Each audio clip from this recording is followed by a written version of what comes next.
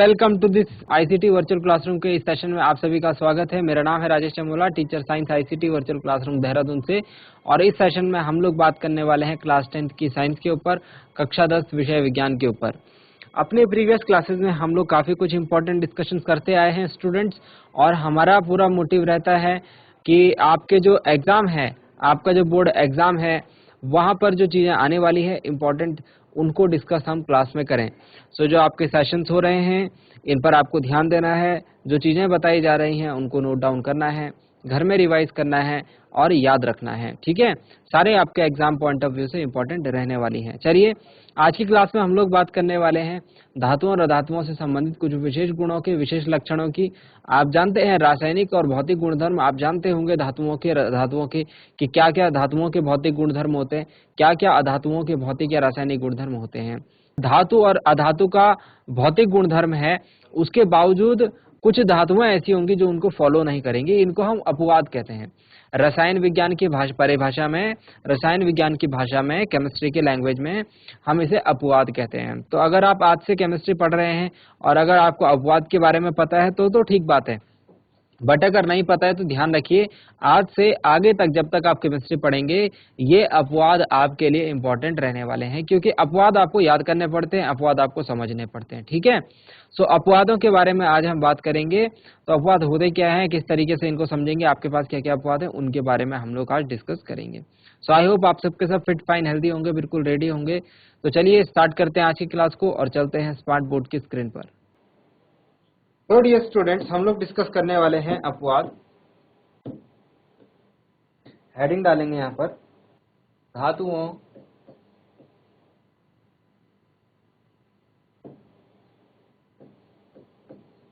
एवं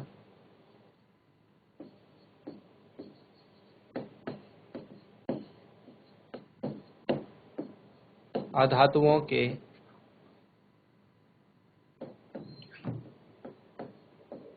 भौतिक गुणधर्मों में अपवाद। आपके जो एग्जाम में क्वेश्चन आते हैं वो अक्सर यहीं से पूछे जाते हैं, ठीक है।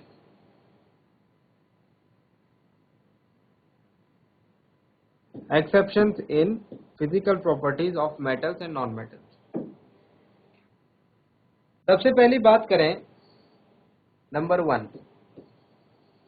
तो हमने क्या कहा था, हमने ये कहा था कि अगर धातुएं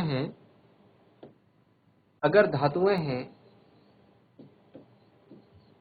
यानी मेटल्स है तो वो क्या होती है, ठोस होते हैं। जनरली जो मेटल्स हैं वो क्या होते हैं, सॉलिड्स होते हैं। तो जैसे मैं अगर एक मेटल की बात करूं, आयरन की बात करूं, तो आप क्या कहेंगे, आयरन जो होगा सॉलिड होगा, है ना। एक विशेष टेम्परेचर पर बात करते हैं हम, किसी तापमान पर, तो हम इसको ले लेते हैं कमरे का तापमान। कमरे का तापमान जो हमारे एवरेज टेम्परेचर होता है उसको हम लेते हैं, ठीक है। कोई भी वस्तु जो है वो अलग अलग तापमान पर अलग अलग अवस्था में रह सकती है। जैसे आप जानते हैं जल जो है वो 0 डिग्री सेंटीग्रेड पर ठोस अवस्था में रहता है, बर्फ के रूप में रहता है, और 100 डिग्री सेंटीग्रेड पर वो भाप बन जाता है, यानी गैसियस स्टेट में रहता है। तो ऐसे ही अगर हम कह रहे हैं धातुएं जो ठोस अवस्था में, तो उसके लिए कोई एक स्पेसिफिक टेम्परेचर या फिर स्पेसिफिक तापमान होना चाहिए जहां पर कोई वस्तु, हम उसकी अवस्था को डिसाइड कर रहे हैं। तो हम ये ले रहे हैं कमरे के तापमान पर। अब अगर कमरे के तापमान पर बात करें तो आप कहेंगे लोहा ठोस होता है, एल्यूमिनियम ठोस होता है ना। तो आप कहेंगे जो धातुएं हैं वो कमरे के ताप पर ठोस अवस्था में पाई जाती हैं।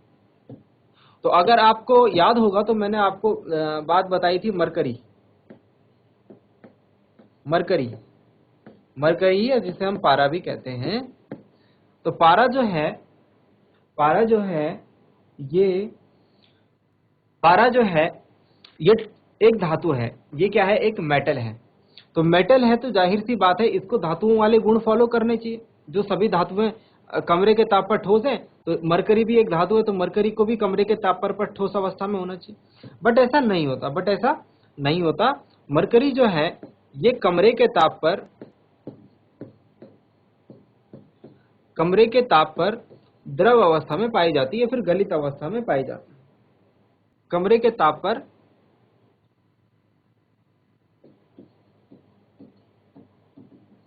द्रव अवस्था में पाई जाती है। तो इसे हम अपवाद कहते हैं। आप समझे कि जैसे हमारे पास हमने ये पढ़ा कि धातुएं जो ठोस अवस्था में होती हैं। मरकरी एक धातु है लेकिन मरकरी ठोस अवस्था में, तो मरकरी जो है इस नियम का पालन नहीं कर रहा है, इसको हम अपवाद कहेंगे। और आपको अपवाद जो है ध्यान रखने हैं। तो पहला अपवाद ये है, इसको नोट डाउन करेंगे। मरकरी जो है ये एक धातु होते हुए भी कमरे के ताप पर ठोस अवस्था में नहीं रहती है। इसमें ही हम एक दो अपवाद और ध्यान रखेंगे। गैलियम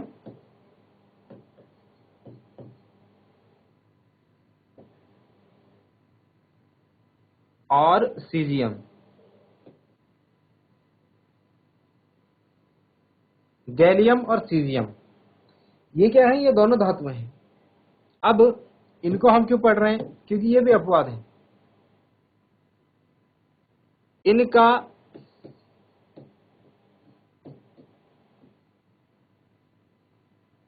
गलनांक कम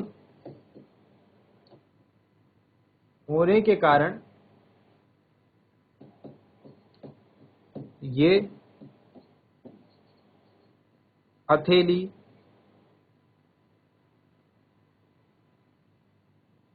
पर रखने से पिघलने लगती है। तो एग्जाम में क्वेश्चन कैसा आता है? एग्जाम में क्वेश्चन ऐसा आता है कि दो ऐसी धातुएं बताइए जिन्हें आप हथेली पर रखेंगे तो पिघलने लगेंगे। तो वो है गैलियम और सीजियम। देखिए गैलियम और सीजियम दोनों क्या धातुएं हैं, और धातुओं का एक गुण ये भी होता है कि धातुओं का गलनांक क्या होता है? उच्च होता है। धातुओं का गलनांक क्या होता है? उच्च होता है।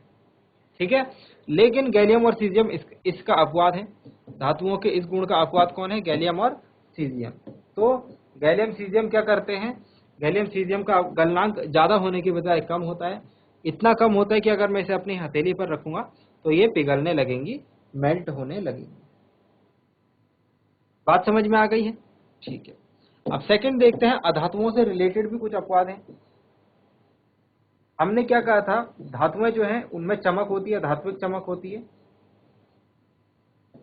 और अधातुओं में हमने क्या बोला था? इनकी सतह जो है फीकी होती है ना, चमकदार नहीं होती है।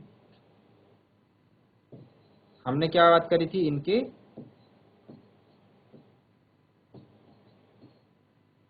चमक नहीं होती है इनमें, है ना, नॉन लस्टर होते हैं। लेकिन आयोडीन एक धातु है, एक अधातु का नाम है आयोडीन। एक अधातु का नाम क्या है? आयोडीन। तो सीधी सी बात है भाई, आयोडीन अगर अधातु है तो आयोडीन में भी क्या होनी चाहिए? चमक नहीं होनी चाहिए। लेकिन आयोडीन एक ऐसी अधातु है जो कि चमकीली होती है।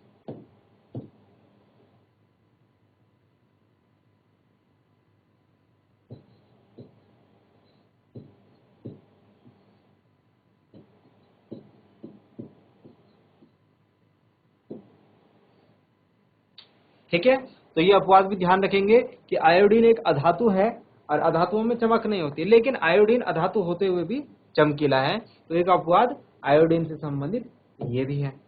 चलिए और अपवादों के बारे में बात करते हैं। एक बहुत इंपॉर्टेंट पॉइंट है, इसको ध्यान रखेंगे।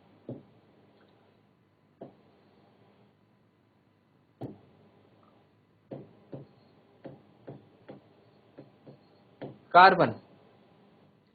कार्बन क्या है? धातु है या अधातु है? कार्बन एक धातु है या अधातु है? कार्बन एक अधातु है, नो डाउट। अब ये कार्बन जो है ये दो रूपों में मिलता है। कार्बन जो है दो रूपों में मिलता है, ध्यान से समझेंगे इसको। पहला जो इसका रूप है वो है हीरा। दूसरा जो इसका रूप है वो है ग्रेफाइट। ठीक है, ध्यान से समझिए, मैं सारी चीजें इसमें कवर अप करने जा रहा हूं, बस आपको ध्यान से समझने की जरूरत है। कार्बन क्या है? एक अधातु है।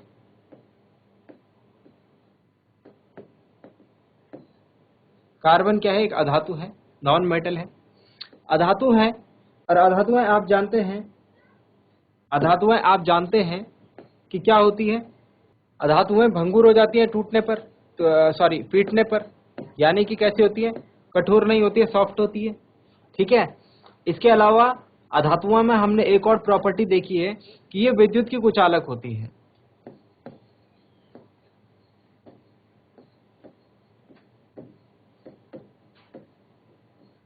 विद्युत की कुचालक होती है। तो कार्बन एक अधातु है और अधातुओं के ये दो गुण होते हैं। ठीक है, अधातुओं के ये दो गुण होते हैं।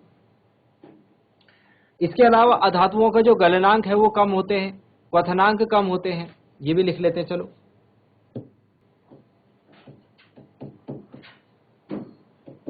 निम्न होते हैं, low melting point, low boiling point होते हैं। ठीक है। अब देखिए, अब बात करते हैं हीरे की। तो कार्बन जो देखो, अगर हीरा हम बोले तो हीरा भी कार्बन है, और ग्रेफाइट हम बोले तो ग्रेफाइट भी कार्बन है। यानी कि जो कार्बन की प्रॉपर्टीज होनी चाहिए वो हीरे और ग्रेफाइट दोनों में समान रूप से होनी चाहिए, परंतु ऐसा नहीं होता, जो हीरा है इसे हम सबसे ज्यादा कठोर ये प्राकृतिक सबसे ज्यादा कठोर पदार्थ है।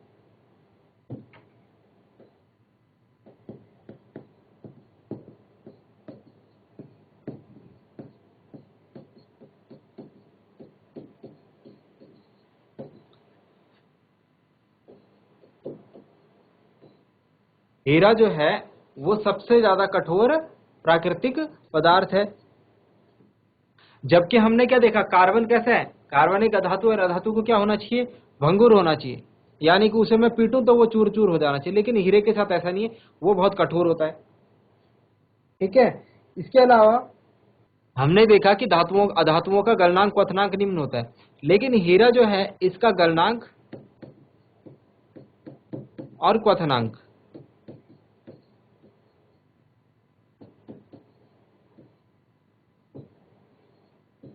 उच्च होते हैं। इसके गलनांक और क्वथनांक क्या होते हैं, उच्च होते हैं। ठीक है। तो ये रहा हमारा कार्बन से रिलेटेड और हीरा से संबंधित दो इंपॉर्टेंट जानकारी। अब अगर बात करें ग्रेफाइट की, तो ग्रेफाइट भी जो है एक अपवाद प्रदर्शित करता है। जब हम जानते हैं कि अधातुएं जो है विद्युत की कुचालक होती हैं, ग्रेफाइट एकमात्र ऐसी अधातु है जो कि विद्युत का सुचालक है।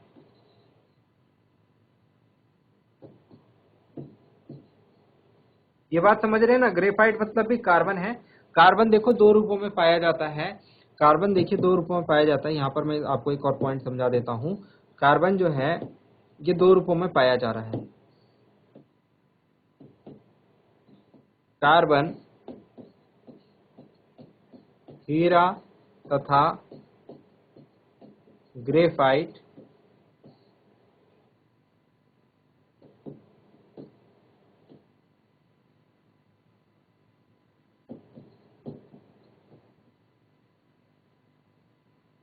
पाया जाता है। इन्हें हम क्या कहते हैं, इन्हें अपर रूप कहते हैं। इन्हें हम क्या कहते हैं, अपर रूप। तो जब एक पदार्थ अलग अलग रूपों में पाया जाए तो उसे हम अपर रूप कहते हैं। तो हीरा और ग्रेफाइट जो है किसके अपर रूप हैं, हीरा और ग्रेफाइट किसके अपर रूप हैं, कार्बन के अपर रूप हैं। ठीक है ना, समझ में आई है बात। तो आई होप ये पॉइंट आपकी समझ में आया होगा। ठीक है, इसको इंपॉर्टेंट है, इसको इंपॉर्टेंट करके ध्यान रखेंगे। लास्ट एक और पॉइंट हमारे पास है, हम वो लोग अपवाद पढ़ रहे हैं। अब हमारे पास कुछ धातुएं हैं जिनको हम कहते हैं क्षारीय धातु।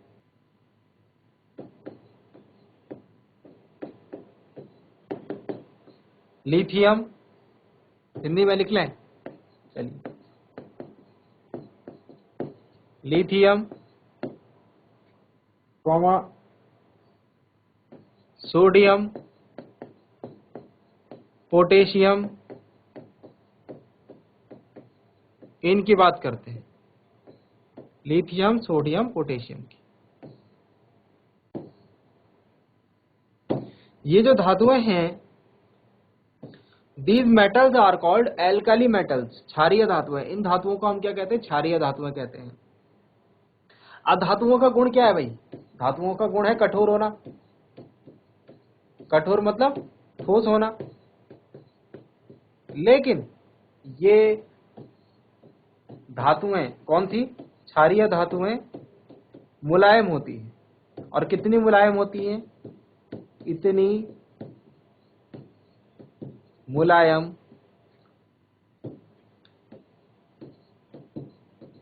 होती हैं कि इन्हें चाकू से भी काटा जा सकता है, चाकू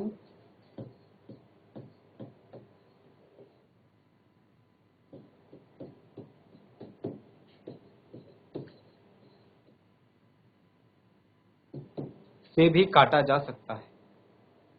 ठीक हो गया। तो ये हमारे पास एक इम्पॉर्टेंट और इंटरेस्टिंग नॉलेज आज की क्लास से रिलेटेड। ठीक है, इसको आप जो है हमेशा हमेशा के लिए याद रखना। और एक और चीज, धातुओं का जो गलनांक और क्वथनांक है वो क्या होते हैं भाई, वो उच्च होते हैं। गलनांक क्वथनांक क्या होने चाहिए, उच्च होने चाहिए। Melting point and boiling point क्या होते हैं, जनरली हाई होते हैं, उच्च होते हैं। लेकिन अगर मैं बात करूं इन क्षारीय धातुओं की, लिथियम सोडियम पोटेशियम की, तो इनके गलनांक और क्वथनांक, इनके गलनांक जो है कम होते हैं, इनके गलनांक यानी मेल्टिंग पॉइंट जो है कम होते हैं। और साथ ही साथ इनकी डेंसिटी, साथ ही साथ इनके घनत्व भी कम होते हैं।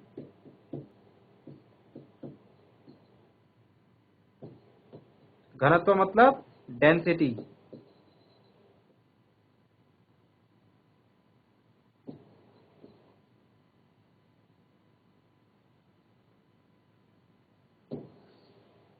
तो ये था क्षारीय धातुओं से रिलेटेड हमारे पास कुछ इंपॉर्टेंट जानकारी। ठीक है, सो आपको इनको याद रखना है। एग्जाम में जो है आपके पास क्वेश्चन आ सकता है। देखो कैसा क्वेश्चन आता है, क्वेश्चन देखिए, क्वेश्चन आपके पास ऐसा आ सकता है, ऐसी धातु का उदाहरण दीजिए, ऐसी धातु जो कमरे के ताप पर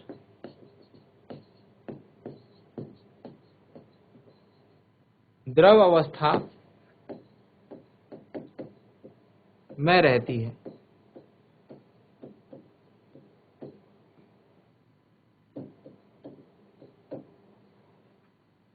ठीक है, कमरे के ताप पर द्रव अवस्था में। अब आप कहेंगे कि धातुएं जो हैं ये तो ठोस अवस्था में रहती है, धातुओं की तो यही प्रॉपर्टी होती है। लेकिन हाँ, हमने अपवाद पढ़ा है, जो मरकरी है ये एक ऐसी धातु है जो कमरे के ताप पर द्रव अवस्था में रहती है।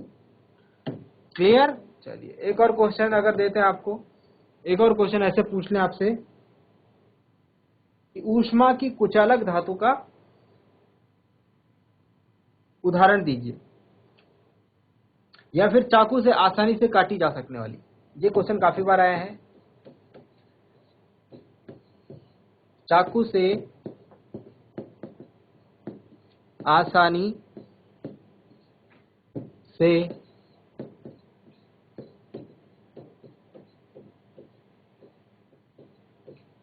काटी जा सकने वाली धातु का नाम बताइए। सॉरी, तो अभी हमने पढ़ा था कि जो लिथियम सोडियम पोटेशियम धातुएं हैं ये जो है इतनी मुलायम होती हैं कि इनको हम चाकू से भी काट सकते हैं। तो चाकू से काटने का क्या मतलब हुआ, मतलब मुलायम जो हो। ठीक है, तो अगर आपको ये ध्यान रहेगा कि लिथियम सोडियम पोटेशियम मुलायम धातुएं हैं, तो आप ये भी बता सकते हैं कि इनको हम चाकू से आसानी से काट सकते हैं। सो इस प्रकार के क्वेश्चन आपसे एग्जाम में पूछे जाएंगे इस टॉपिक से रिलेटेड। सो आई होप जो बातें आपको बताई गई हैं वो समझ में आई होंगी आपको और इंटरेस्टिंग लगी होंगी। साथ ही साथ आपने चीज़ों को नोट डाउन किया होगा और उम्मीद करता हूं कि आप घर से इनको एक बार रिवाइज जरूर करके लाएंगे। अगली क्लास में मिलते हैं ऐसे एक इंटरेस्टिंग एंड इम्पोर्टेंट टॉपिक के साथ। क्लास से जुड़ने के लिए आप सभी का बहुत बहुत धन्यवाद। Thank you very much and have a nice day.